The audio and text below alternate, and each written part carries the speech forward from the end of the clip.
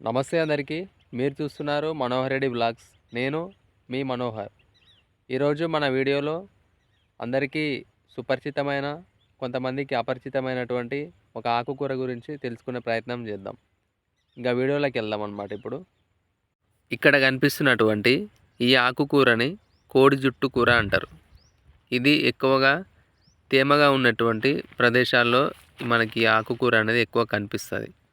దీన్ని కోడి జుట్టు కూర అని ఎందుకంటారంటే, స్పెసిఫిక్గా దీనికి పేరు ఎందుకు పెట్టినారంటే, దీనికి ఉన్నటువంటి పైభాగంలో ఉన్నటువంటి ఆ తోక లాంటి నిర్మాణం ఏదైతే ఉందో అది మనకు కోడికి పుంజుకు పైన జుట్టు ఎలా ఉంటుందో సేమ్ అలా ఉంటుంది. కాబట్టి దీన్ని ఒక విధంగా కోడి జుట్టు కూర అని పిలుస్తారు.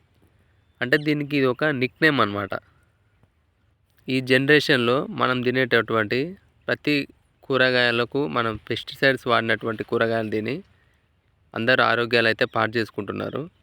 మనకు ప్రకృతి ప్రసాదించినటువంటి ఈ ఆకుకూరలు చాలా వరకు ఇంకా కొన్ని మిగిలే ఉన్నాయి భూమి మీద. మన దరిద్రానికే మనం ఈ గడ్డి మందులు వాడడం వల్ల చాలా ఆకుకూరలను అయితే మనం పూర్తిగా వాటి ఆనవాళ్ళు లేకుండా అయితే చేసినాం. కానీ ఈ కోడి జుట్టు కూర మీరు ఒక్కసారి కూర వండుకొని తిని చూడండి. దాని టేస్టు చాలా అద్భుతంగా ఉంటుంది. మీరు మార్కెట్లో కొనేటటువంటి టమాటాలు కానీ, వంకాయలు కానీ, ఇంకే ఇతర కూరగాయలు కానీ చాలామంది ఏంటంటే ఇప్పుడు జరుగుతున్నటువంటి ఒక పెద్ద మోసం ఏంటంటే, ప్రతి వానికి పెస్టిసైడ్ వాడి పండిస్తారు.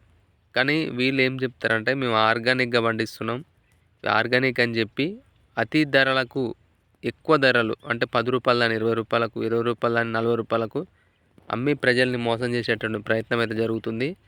ఈ ఆకుకూరలు మనకు చాలా ఆరోగ్యాన్ని ఇస్తాయి. కాబట్టి మనం ప్రకృతి ప్రసాదించినటువంటి ఈ ఆకుకూరల్ని ఎక్కువగా తినాలి.